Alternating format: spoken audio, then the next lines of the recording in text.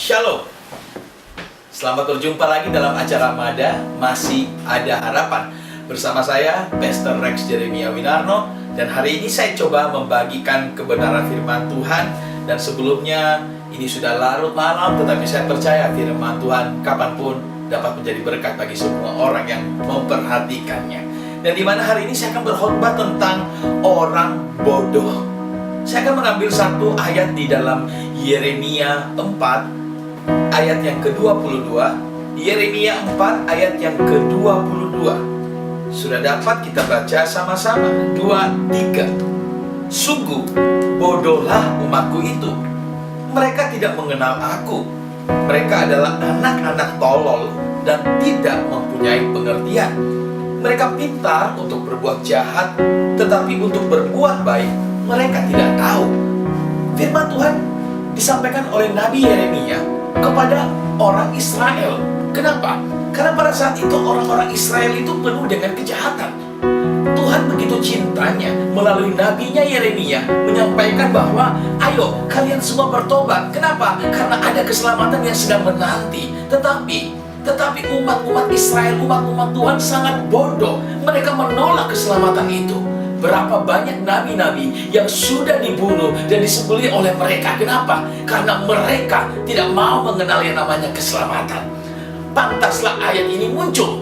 Dikatakan apa? Sungguh bodohlah umatku itu. Mereka tidak mengenal aku.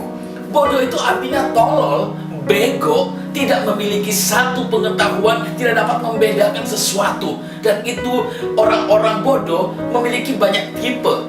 Yang pertama, bodoh karena dari cacat atau sudah dari lahirnya. Dia lahir dengan keadaan cacat, akhirnya dia menjadi orang yang bodoh. Yang kedua, ada orang bodoh karena tidak mau belajar. Malas, ya sudah, saya tidak usah belajar. Makanya banyak orang menjadi bodoh, tidak memiliki pengetahuan. Kenapa? Karena tidak mau belajar. Makanya firman Tuhan pun katakan, umatku binasa karena tidak mengenal aku. Dan yang terakhir, bodoh karena sengaja mau menjadi bodoh. Sudah tahu ada lubang, tetapi mereka mau masuk ke dalamnya. Sudah tahu itu dosa dan tidak baik, mereka tetap melakukannya. Itu berarti orang-orang yang bodoh. Dan umat Israel digambarkan sebagai orang yang bodoh. Kenapa? Begitu banyak hukum Taurat sudah diberikan, begitu banyak pemimpin yang sudah mereka bunuh, mereka tetap menolak nabi-nabi Tuhan. Mereka orang-orang bodoh. Bahkan di dalam ayat yang selanjutnya mereka dikatakan anak-anak tolol yang tidak mempunyai pengertian. Mereka pintar untuk berbuat jahat, tetapi untuk berbuat baik mereka tidak tahu. Banyak anak-anak Tuhan, mereka hidup di dalam Tuhan, tetapi satu hal, mereka cuma tahu pintar untuk berbuat jahat. Kehidupan mereka tidak memiliki satu kebenaran. Kita lihat di mana-mana sudah begitu banyak kejahatan yang dilakukan oleh anak-anak Tuhan. Kapan orang bodoh dikatakan menjadi bodoh? Yang pertama, orang bodoh dikatakan bodoh kalau mereka sudah salah, tetapi tidak mau mengaku salah. Kita buka Amsal 28 ayat 13. Amsal 28 ayat yang ke-13. Amsal 28 ayat ke-13. Dikatakan apa? Siapa menyembunyikan pelanggarannya tidak akan beruntung. Banyak orang yang sudah salah, tetapi mereka tidak mau. Mereka menyembunyikan pelanggarannya. Begitu banyak Alkitab memberikan contoh orang-orang yang sudah salah, tetapi tidak mau mengaku salah. Seperti siapa? Seperti Raja Saul. Ketika dia sudah tahu kedapatan salah, bahwa jangan kamu harus tumpas habis seluruh bangsa Amalek itu, Raja Agag dan seluruh binatang-binatangnya. Tetapi karena rakus, karena bodoh, karena tolol, dia tidak mau menumpas habis. Dia melihat harta itu melebihi Tuhan. Akhirnya apa? Dia menyisakan lembu-lembu tambun, bahkan memberikan Raja Agag hidup. Dan akhirnya apa yang terjadi? Sudah salah, tidak mau mengaku salah. Dan akhirnya kita tahu kerajaan Saul menjadi hancur. Masih banyak lagi siapa? Absalom. Sudah salah, tidak mau mengaku salah. Sudah memberontak kepada ayahnya. Penasihatnya sudah mengatakan, ayo kamu bertobat. Tetapi dia tidak mau tahu. Bahkan dia melakukan kejahatan dengan tidur dengan istri daripada Daud. Begitu banyaknya orang-orang yang sudah salah, tetapi mereka tidak mau mengaku salah. Mungkin di rumah tangga kita, istri kita atau suami kita sudah salah. Kita tegur mereka, tetapi mereka tidak mau mengaku. Dan ini bahkan hidup di dalam pekerjaan kita sehari-hari, bahkan di gereja. Sudah tahu salah, kita tegur, tapi mereka tidak mau mengaku salah. Dan inilah yang dinamakan orang-orang bodoh. Umat Israel pada zaman itu juga sangat bodoh.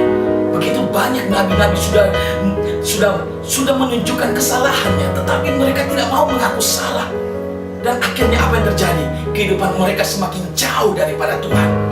Yang kedua, ada tipe lagi, orang yang sudah salah tetapi mencari alasan dengan kesalahan orang lain untuk dijadikan tameng. Kita tahu Daniel, di dalam Daniel 6 ayat 5.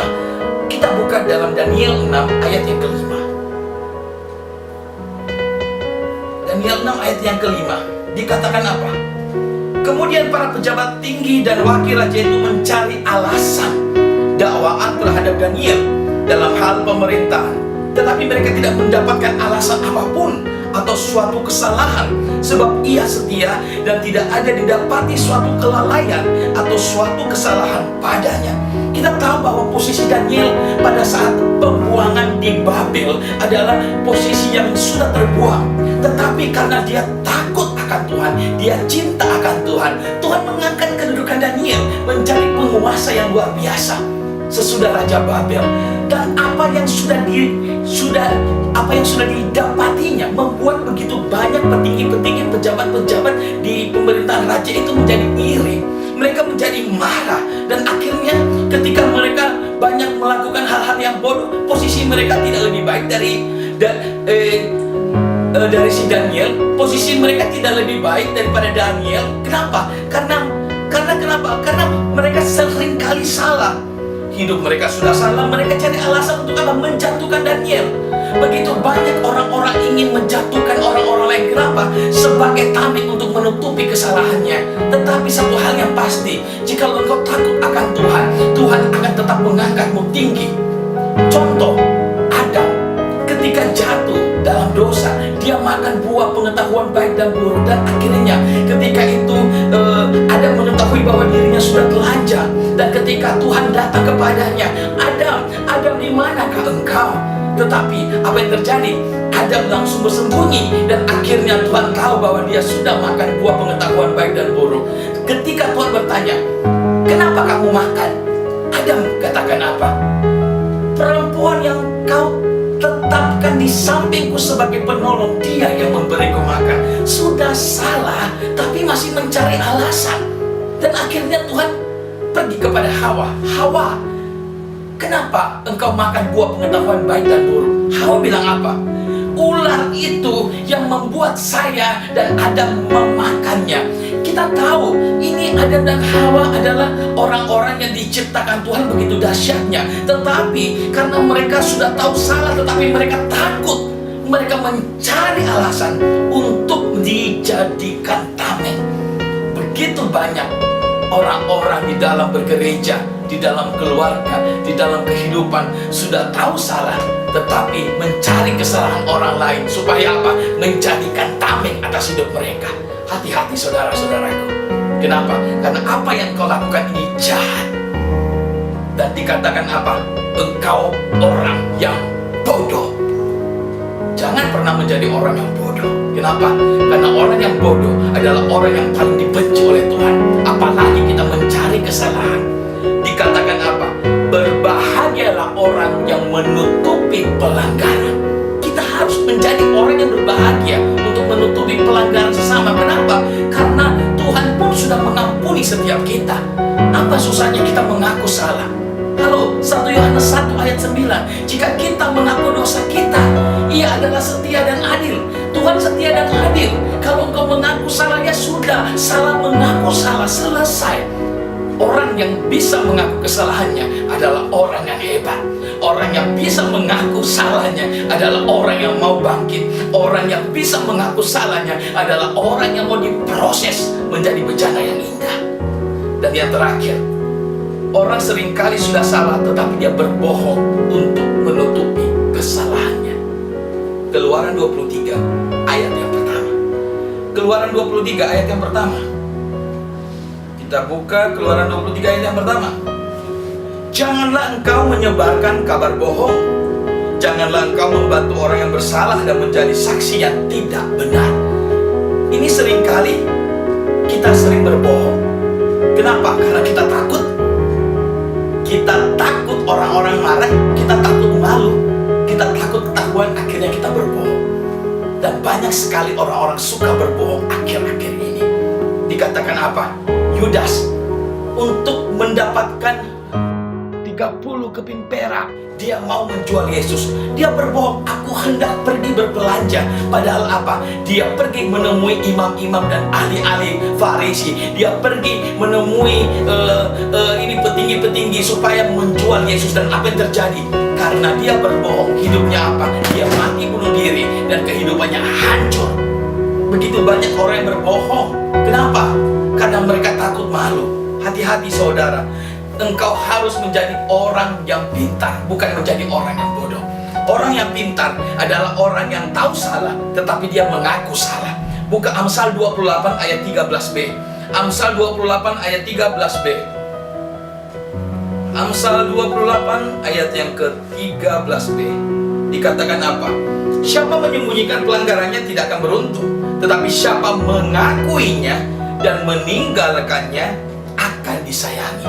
Orang yang tahu mengaku salah, dia pasti akan disayangi. Dan yang kedua, kenapa dia disayangi? Karena orang yang pintar, orang yang bijak, dia tidak pernah mencari alasan, mencari salah-salah orang lain. Dia tetap mengakui dan mengasihi orang yang menegurnya.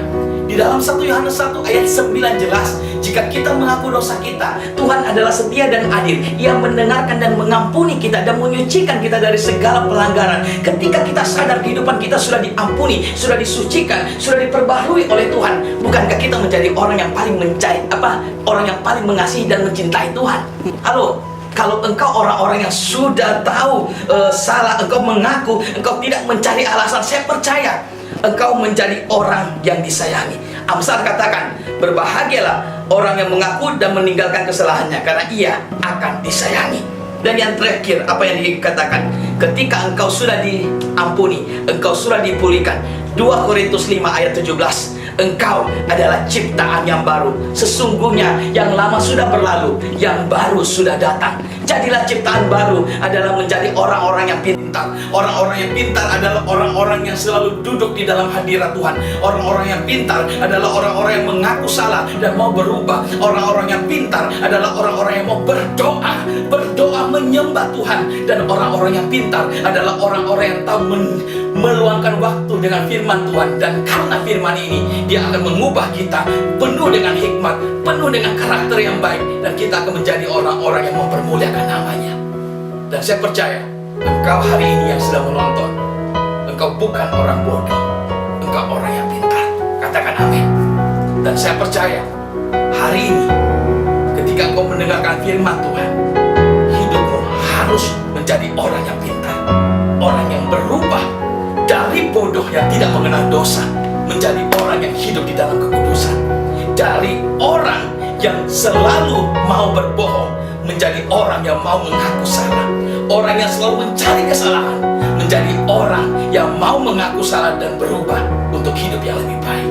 Karena itu saya percaya hari ini kehidupanmu yang jauh daripada Tuhan, bertobatlah. Saya akan berdoa untuk kita semua. Karena itu saya minta saudara sungguh-sungguh mengangkat tangan, meletakkan tangan Anda di layar TV Anda. Dan saya percaya ketika doa yang kita naikkan, ada kuat kuasa Allah yang bekerja, dan Roh Kudus akan memampukan kita menjadi orang-orang yang pintar yang akan mempermuliakan namanya. Kita berdoa. Bapa di dalam sorga, kami berdoa di dalam nama-Mu yang kudus, di dalam nama Tuhan Yesus Kristus. Jadikan kami orang-orang yang pintar dan bukan orang-orang yang bodoh.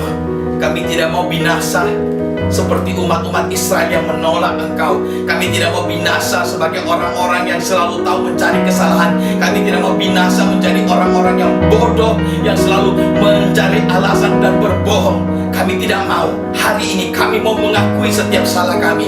Kami mau bertobat di hadapan Tuhan. Kami mau berubah. Kami mau menjadi anak-anak murid-murid yang mempermuliakan nama-Mu. Karena itu Tuhan, tuntunlah kami menjadi anak yang pintar. Di dalam nama Tuhan Yesus Kristus, kami percaya ketika mereka mengangkat tangan saat ini Tuhan, di dalam nama Yesus, Roh Kudus memampukan mereka Saat ini mereka berubah menjadi orang-orang yang penuh dengan pertobatan. Hikmat marifat Tuhan akan menyertai mereka, memampukan mereka, mengubah mereka menjadi anak-anak yang akan mempermuliakan nama Tuhan. Masa depan mereka penuh harapan, keluarga mereka dipulihkan, hidup mereka dipulihkan, masa depan mereka dipulihkan, kesehatan mereka dipulihkan, berkat perekonomian mereka dipulihkan. Dan hari ini kami percaya Tuhanku, mereka menjadi orang-orang yang akan mempermuliakan nama Tuhan. Di dalam nama Tuhan Yesus Kristus kami berdoa, mengucap syukur, haleluya, amin. Tuhan Yesus Kristus memberkati.